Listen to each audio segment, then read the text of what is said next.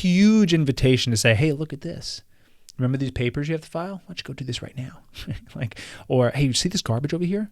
Let's just take that out. You'll feel better after you take out the garbage. Like, no.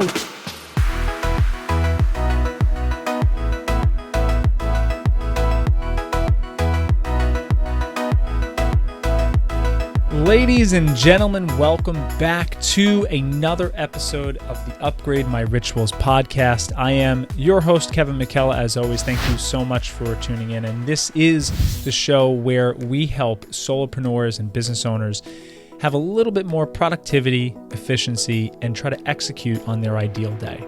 So what I want to talk about today is I want to talk about, especially if you're watching this on YouTube, I want to talk about what you're looking at right now, because this is one of my first few episodes that is taking place in the new studio, and I'm very, very excited.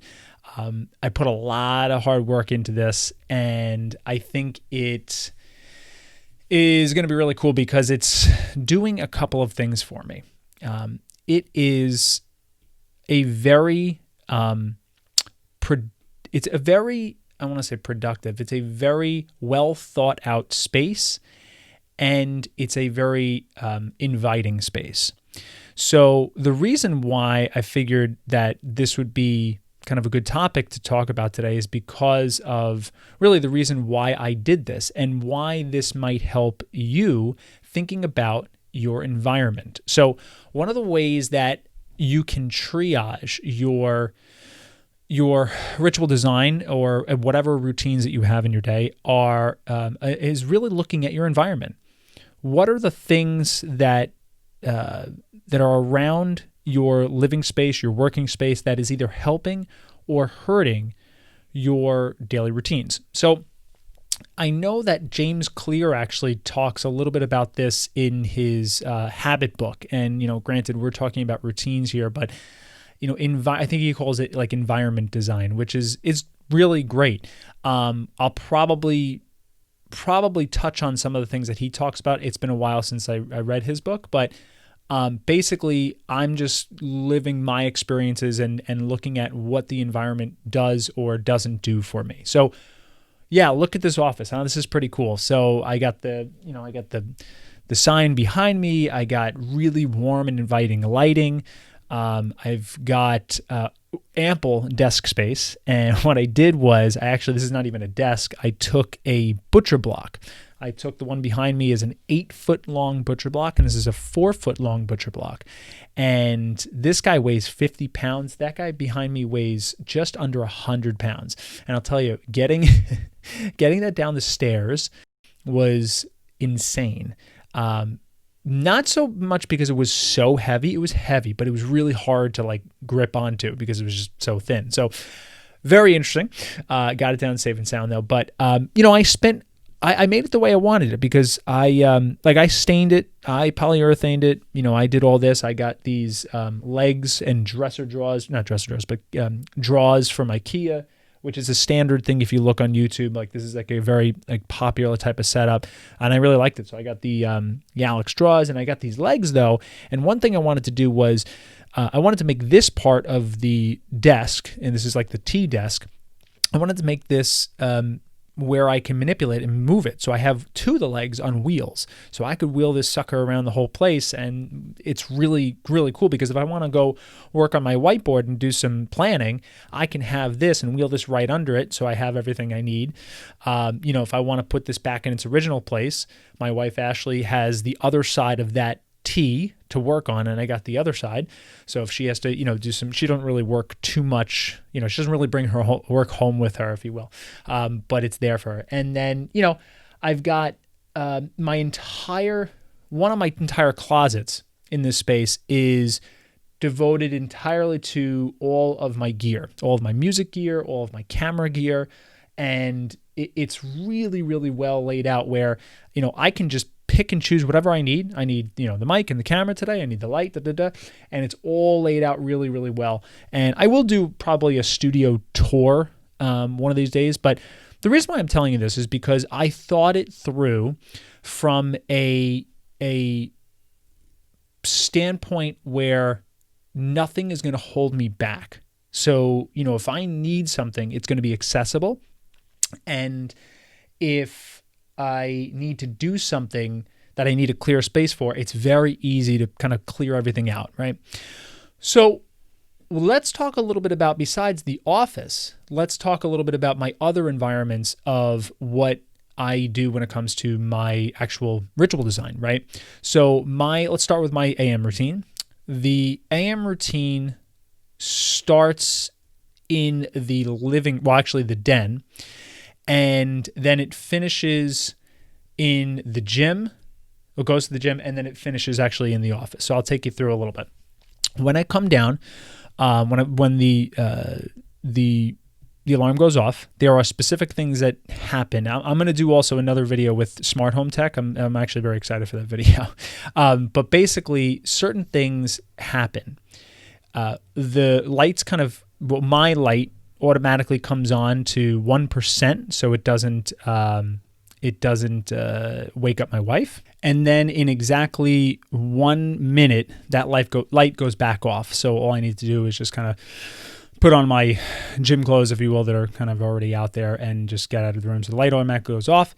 It says least disturbance for her. I come down and my lights downstairs, again, smart home stuff, are already on. And my book, because that's the first part of my AM routine, is under the coffee table. Now, the reason I specifically go to the den and not the office is because over the years of doing this, I've learned that what works for me is an ease into the morning. I used to do the whole, grab your shoes and start running immediately and jump, and it worked, but not long term. So I said, well, I can do all that, but I also want to read a little bit in the morning. So why don't I start reading, right? And I'll tell you, the last probably 2 years, this routine even more than 2 years. This specific routine I have has been working flawlessly. So that's what I do. I start reading and the book is right there for me, ready to go. Now, one thing, obviously, we've talked about the phone before. The phone is away. It's still in the bedroom and it's still on my dresser. So I don't even really have to pass it in the morning, right? It's a conscious effort if I have to go get it. There are other methods where you can, lock it up, put it in a drawer and different things like that. After that, before that, obviously I make some coffee because, that's an absolute must. Make some coffee, read, and then right in the den, right next to the coffee table, I'll just do my breathing and my stretching. Now I could, and I might change that up. I may bring that down to the gym, but to be honest with you, it's right there. It's one less step or one less transfer of space that I have to make to make sure that, or to, if I have another transfer of space where I have to go to another room, that's more risk of derailing the routine somehow, right? And so I just do it right there. And to be honest with you, my wife is usually at that point having breakfast and we get a few minutes just to chat a little bit. So, it's kind of, a nice little moment as I'm like doing some weird stretches and stuff where you can kind of, ask her how she slept and if she have crazy dreams and stuff like that. So after that, there's my 3 steps. Then I go down to the gym, and the gym is in the other room over here. And that is again set up where really, if I've done it right before, the day before, all the weights are racked. Everything is clean and clear, and there's no clutter, because clutter is it's just a huge invitation to say, hey, look at this. Remember these papers you have to file? Why don't you go do this right now? Or hey, you see this garbage over here? Let's just take that out. You'll feel better after you take out the garbage. No. So keeping a really clean and open space in any room that you do any routine in is really important, right?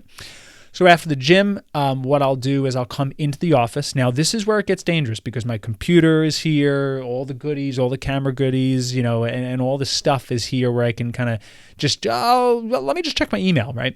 So this is the only space where, and again, it's brand new, so I'm kind of working through if I need to make any changes or do anything like that. But one thing you'll know is that my meditation pillow is right here in the office. It's just sitting out. I don't love it because it's, first of all, it's from my old office and it's like red. It doesn't go with anything here. So, but for now, I'm going to keep it right there, because if I have to put it away, it's just another thing, again, that's inviting from me to say, I'll skip meditation today, right? But if it's there, all I have to do is just plop down. And if I'm feeling a little sluggish or tired that day, now let's take a seat. You know what I mean? So it's like right there.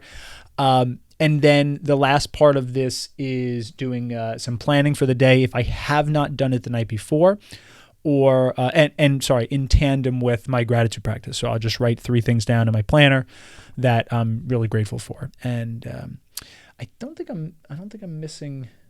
Am I missing anything? I don't think I'm missing anything. I think that's my AM routine in its entirety. Might be. Yeah, I think that's it. So, the question is, and I mean, I can do the same thing for, the night routines. The night routine is a little all over the place because I'm literally in many rooms of the house doing things. I'm, in the bedroom, getting, clothes ready for the next day and stuff like that, in the kitchen, But the environment is huge.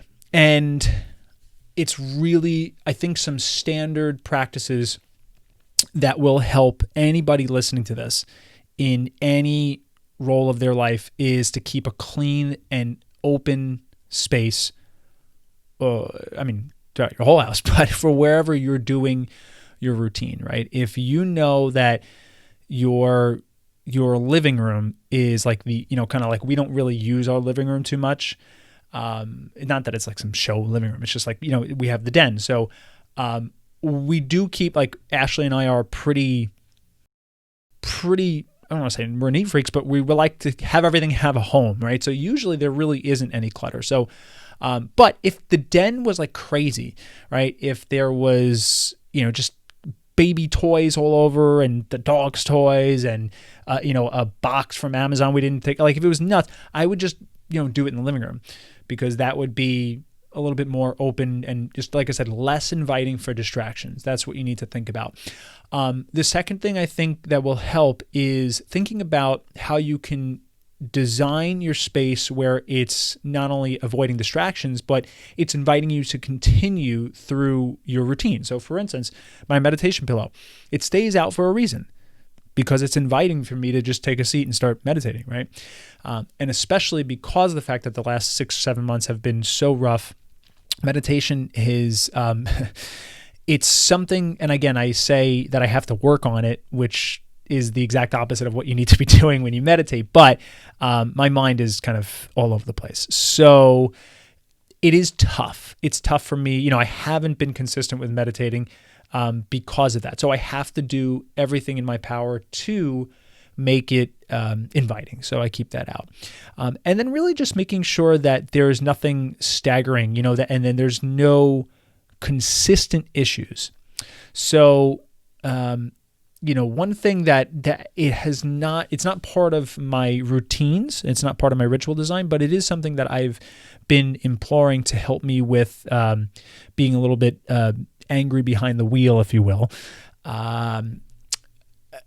What I've been doing is I've been putting I know this is a really weird thing, but it's just a trigger, and the trigger is been really effective lately.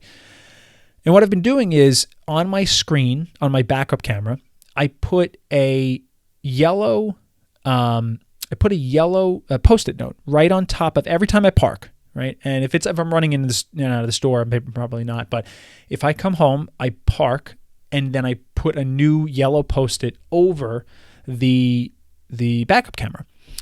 And the reason I do this is because now the next time I get in the car, I have to, no matter what, to be able to see. I mean, I could look behind me, but it's been quite some time since I haven't had a backup camera.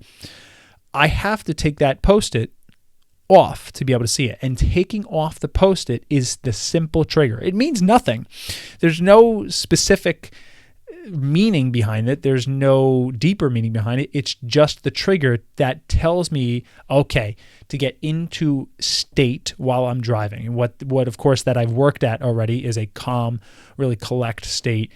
being able to realize that I'm operating 1,000 or 2,000 pound vehicle or whatever.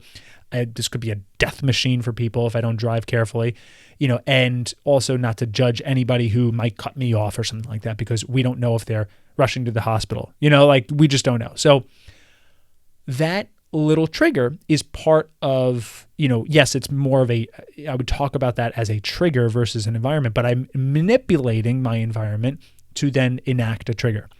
So yeah, it's very, very important, because it's sometimes the things that are hidden in plain sight, right? So I highly suggest you take a look at your space of where you're operating your, most importantly, your AM routine, PM routine, because the after work and before work may be, at work, and, there's only maybe so much you can do with that. But if you work at a desk, I guarantee you have some decluttering to do, right? Because we all do. So, that's what I would suggest, is keeping a clear, open space, make it inviting for you to complete the routines, and watching for anything that will distract you to actually, cancel and make you stop your routine. So that's it. That's a really simple environment design, and we'll probably revisit this topic later down the road, because it's important, and I can probably go a lot deeper in it.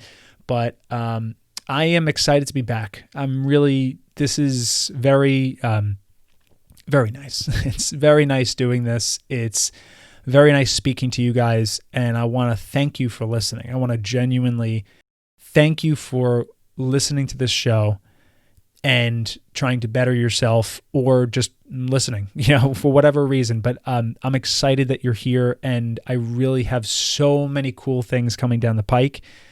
Very, very excited, in like a very short few weeks, which we will talk about probably next week.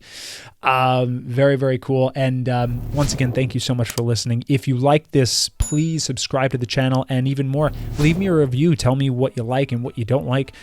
If you really liked it, share it with a friend. Tell somebody about it, and send it over. And I'd love to talk to them about, making some more productive choices in their business and their life. So thank you so much, and I will see you next week on the Upgrade My Rituals podcast.